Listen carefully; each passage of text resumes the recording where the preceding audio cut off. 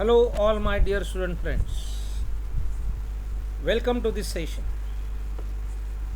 So, we are studying the subject power engineering and refrigeration, and the third chapter, that is the air compressors. In the present session, we will be discussing about the methods of energy saving in the air compressor. As we all know that the air compressor is a power consuming device. So we have to spend some energy, some power. Then only we can obtain the required increase in pressure of the required quantity of air. So the required capacity of compressor is required for the compression, and it requires a considerable amount of energy. It consumes the energy. Power is required for compression, right? But what we can do is that we can find out several ways, several methods to minimize the energy which we are spending in compressing the air with the help of the air compressor. So how can we save the energy? What are the methods of energy saving in the air compressor? That we are going to study right now, one by one. First is installation at proper location.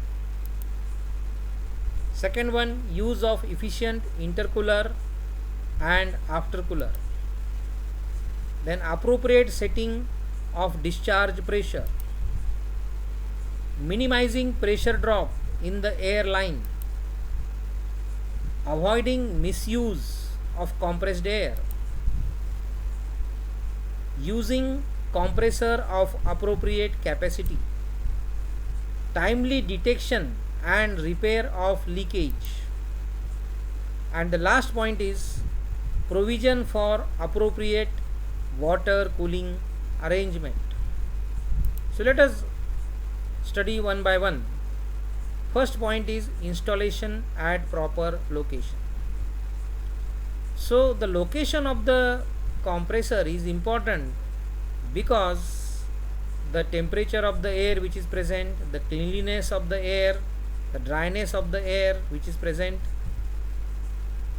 which is available for the compressor to suck and increase its pressure, depends on the location. So the performance of the compressor is better if the air available for intake is cool, clean and dry. Less power is required for compression if the temperature of air sucked is less.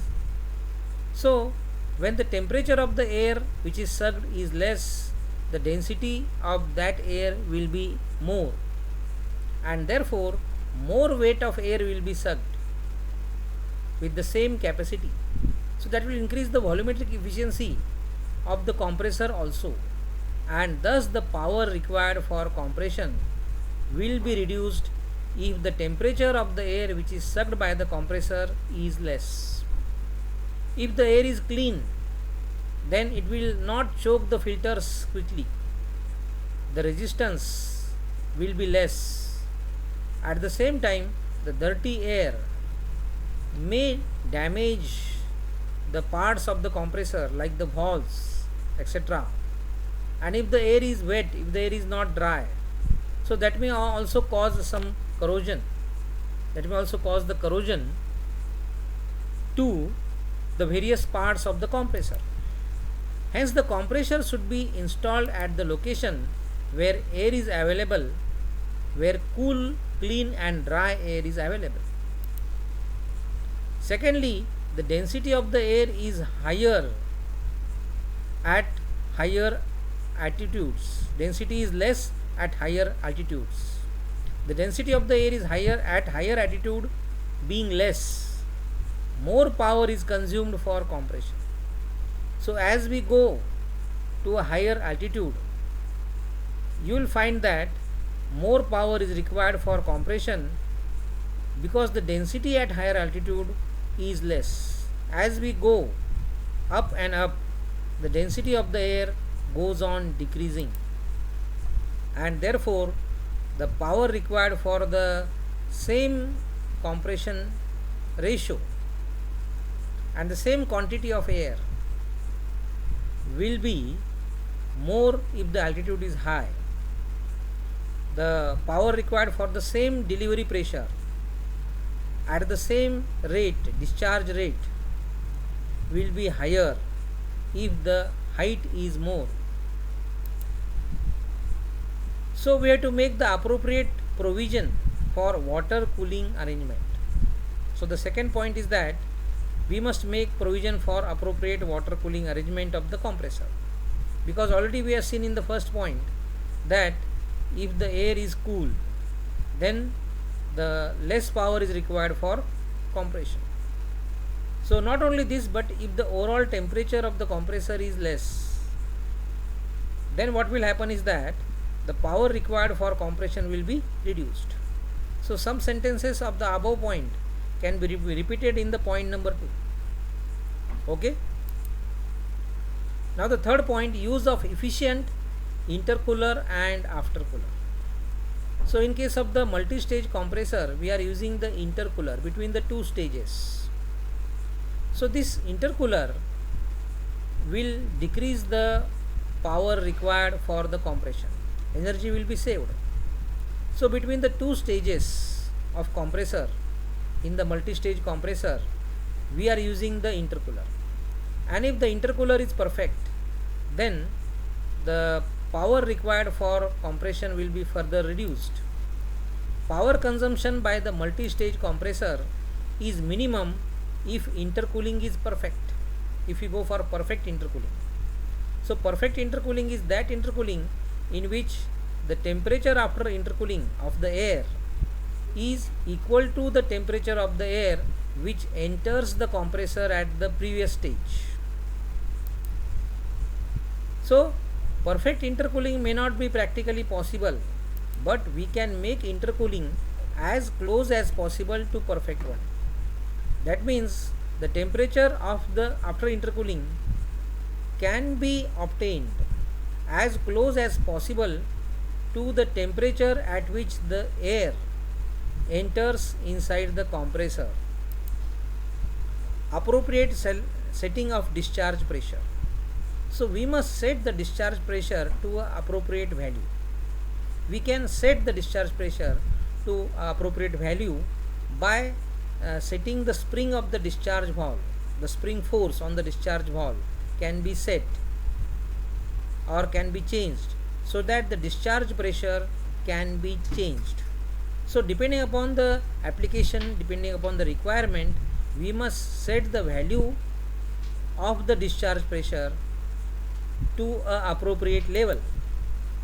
Care should be taken that the discharge pressure is not increased beyond the required value.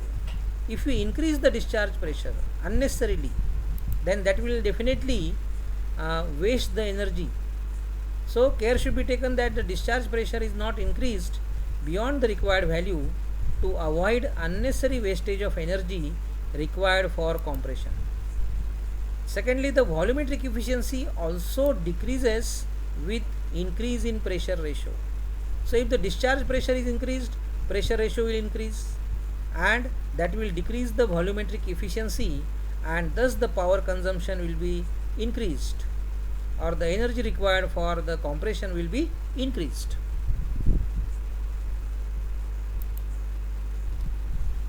Now point number 5 is that we can, by minimizing pressure drop in the air line. So the pressure drops in the air line. If the size of the pipe is not adequate, if the size of the pipe is smaller, then there will be a pressure drop due to friction in the air line. Then if the filter is not cleaned regularly, then the choking may take place, or even if choking is not taking place, then some pressure loss in the filter will definitely take place, and that will increase the power required for compression. At the same time, we must use the appropriate fittings like bends, elbows and couplings, valves, etc., so that the pressure drop in the airline can be minimized, and thus we can decrease the energy required for compression. We can save some energy. Now, using compressors of appropriate capacity. So we must select the compressor of the appropriate capacity only for that particular application. So the capacity of the compressor varies from application to application. Compressors are available in several capacities, but we have to select the right one which suits best for the particular requirement or the particular application. In many applications, requirement of compressed air is intermittent. That means in some applications it is observed that continuous flow of the compressed air may not be required. Sometimes we have to stop the flow. So the compressed air may be required intermittently. So in that case we have to store the compressed air. So we must have a suitable storage facility of appropriate capacity, and at the same time valves also must be used to control the flow of air. We must see that there is no leakage through the valves. So good quality valves and appropriate valves should be used to control the flow of air, so that we can stop the flow of the air when it is not required and we can start it when it is required.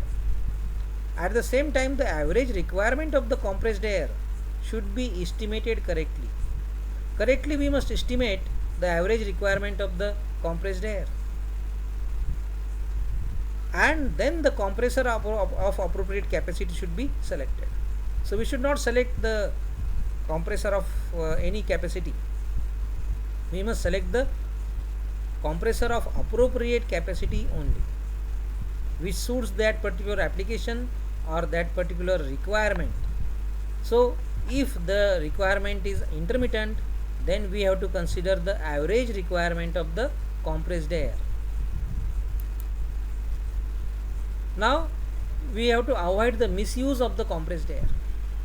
Many times the compressed air is misused for example for cleaning some parts which can be cleaned in other ways. So compressed air is used for cleaning, but it is used for cleaning only the complicated parts where we can't reach, our fingers, our hands cannot reach for cleaning purpose. So in that case only we are using compressed air for cleaning. But if we are using the compressed air unnecessarily, then that will be the misuse of the compressed air, and this misuse of the compressed air should be avoided so as to minimize the power required for compression. So unnecessary wastage should be avoided. So wastage and misuse of compressed air should be avoided, and alternative should be considered wherever possible. Then timely detection and repair of leakage. So if there are some leakages, they should be detected at the right time and they should be repaired. So poor maintenance and improper installation of the compressor can also create leakage, especially at valve, coupling, other fittings and in the receiver. So these leakages are created due to the improper installation and poor maintenance, and these leakages generally may take place at the valves, at the couplings, especially at the fittings, and in the receiver also leakages may take place. So regular inspection can avoid energy loss due to leakages. So regularly we must check, we must inspect whether there are some minute leakages, and we don't come to know that there are leakages because the leakage may be very small and we cannot know that there is a leakage, but the air leaks out and there is a loss of compressed air and unnecessary energy is spent in compressing the air again and again.